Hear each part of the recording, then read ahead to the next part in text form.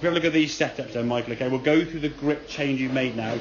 I've taken a photograph on my phone, so I'll send that through to you as well with the other video, the swing we did there down the line, so you can see how the grip should look. So when we zoom in, it's a little bit blurry, okay, but you can just see now in general a different spine angle, so behind the ball a bit better now, okay.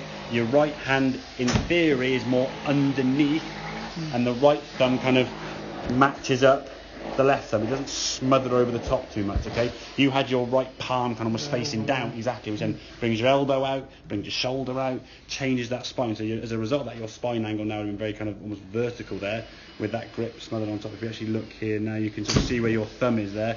See the little V that your thumb and forefinger make there? It's going to go in up there somewhere. It's very, very weak. And then as you come up the golf ball, it's not going to want to come back to that same position. It's going to want to revert back to a more natural spot.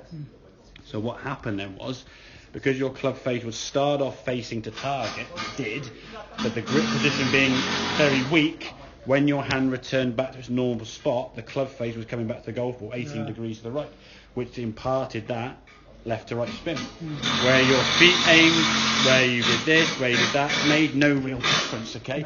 It was what this thing was doing here at the golf ball. That is the key thing we've got to get better at controlling. After all, golf is about hitting a golf ball with a club head.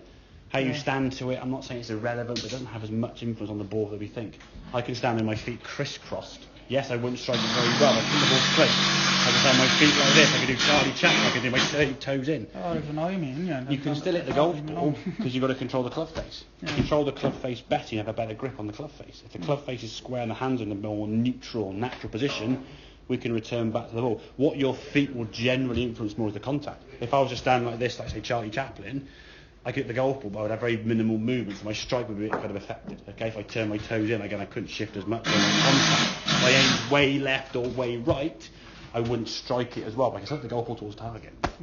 Controlling the club is the number one thing. So with that better setup, okay, good backswing, club face now nice and square. As you come back to the golf ball now, your hands can return. You're going to see there with how your right palm, your right hand now is just staying kind of behind your left hand. It's not smothering over there. Your right hand there, see how your right palm, this part of your wrist almost over your left hand there, okay? If he starts off there, he's got to come back there. Well, he doesn't want to come back there. So you can't. I mean, you break your forearm if you're not careful, dislocate your shoulder. So your hand will always return back with the speed and the force on that club being created on your hands to natural. So when your hands came back natural, the club face was dead straight. The ball was flying like a 260, like a 257. One was like a 0.2 yards offline. I mean, phenomenal shots and stuff. And we can then swing through now. And again, you've got your hands and arms, okay? Your hands and arms now. You see your arms releasing there. You're not folding your arms or doing that intentionally. That's just happening, okay? It was very hard to do that before, though. When you were here, you would try and slide to the left here now. You can see, yeah. And then as you try with the golf ball, now you're trying to flick your hand out, you're trying to do it, and it's not as easy. You're like kind of like, whoop. You're trying to do an exaggerated movement rather than that movement there, just letting your arms fold up and release.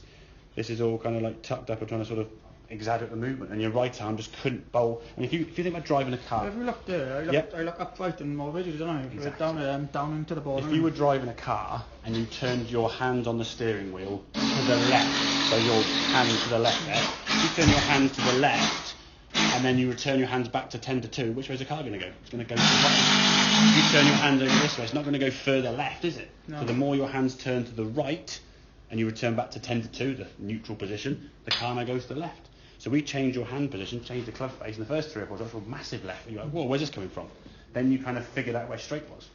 That will take a bit of practice. You, for a while, okay, if we think about where your golf ball is here. You know that hand grip I do? Yeah. Does that reduce the distance on the end? With the old grip it would have done, yeah. Because you have a lot more loft, you see, yeah. Well, you'd have a lot more, when you have a weak hand grip there with your 8-iron, all you do is you add loft to the club. So your 8-iron's coming back like a 9 or a pitching wedge loft, it just goes up in the air. So that's your target line, that green line there, so the flag was up here. You've always fought a golf ball going over there with a driver, okay?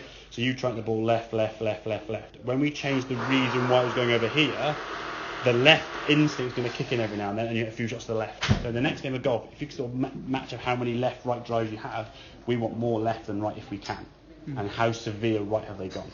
So that's kind of your measure to see how well you're gripping the golf club. If they keep going back the right way to that, you've probably gone back to here. And it'll be understandable if you go back there on a golf course because you want to go back to comfort. I Get a won't club go- in your hand I as won't- long as you can or as much as you can. Just get that feeling there, okay? Does that make sense to you? Yeah. Good stuff, mate. Right.